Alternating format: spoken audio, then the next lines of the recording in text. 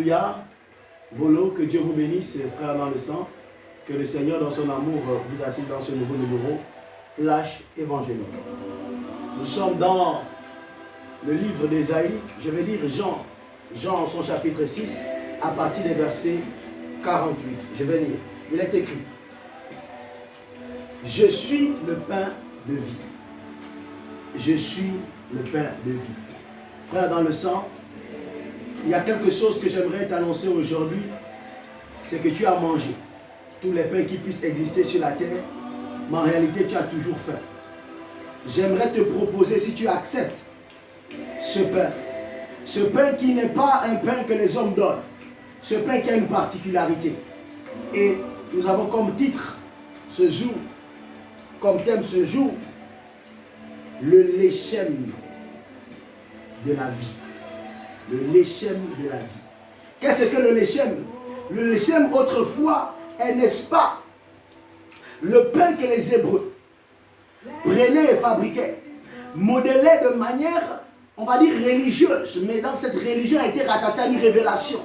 Et on nous raconte, cette histoire nous raconte que ce pain était fait de manière à ce que, à cette pâtisserie, elle devait être signée d'une croix.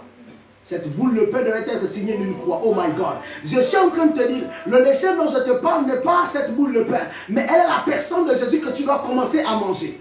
My God. Ma Bible me dit que Élie a mangé ce pain-là et sa viande dans le désert. My God. Ce même pain-là a fait en sorte que la veuve, après qu'Élie soit sortie, n'est-ce pas, de ce désert, le Jésus, Dieu l'a envoyé, n'est-ce pas, hors de ce désert et l'a amené vers cette femme, afin d'aller encore consommer le pain. En réalité, ce n'était pas consommer le pain, mais c'était consommer l'onction de pain qui était en Élie, frère, pour sortir, n'est-ce pas, de ce veuvage. Et cette veuve a accepté ce léchem.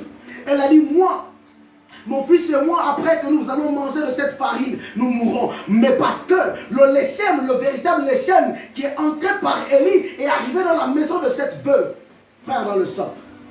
La Bible déclare qu'il n'y a manqué ni d'huile, ni de farine. Je suis en train de te dire, il dit, je suis le pain de vie, je suis le léchem de vie. Tu dois prendre le léchem de l'Éternel. Tu dois prendre le léchem qui est Jésus-Christ. Il te faut ce pain, il te faut ce léchem afin de changer ta vie, afin de changer ta destinée. Tu n'as pas besoin d'un mari, tu n'as pas besoin d'une femme. Non, tu as besoin du léchem.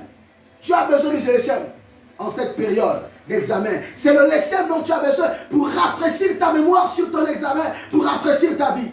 Je t'invite ce soir, ce matin, à recevoir le léchem. Sois béni au nom de Jésus-Christ.